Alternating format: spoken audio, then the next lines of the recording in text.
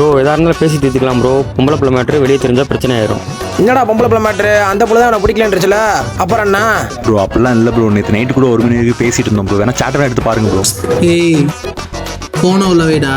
Bro என்ன bro பேசிட்டு இருக்கும்போது மிரட்டிட்டு இருக்கீங்க? நாங்கள் 2 பேர் பொறுமையாக தானே பேசிட்டு இருக்கோம்.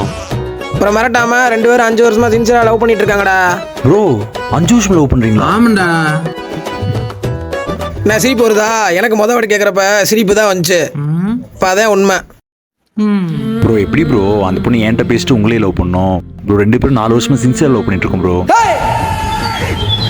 என்ன பார்த்தா இவன் பார்த்தா டோக்கர் மாதிரி தெரியுதா? இல்லை ப்ரோ.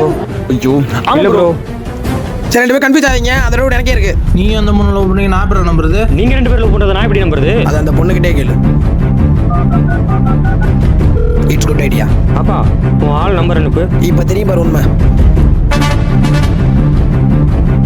பார்த்துக்கலாம்.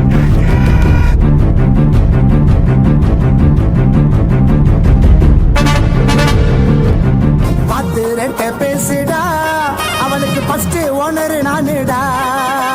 ஆர்சி புக்க பாருடா அதுல இருக்குது மாமா பேருடா.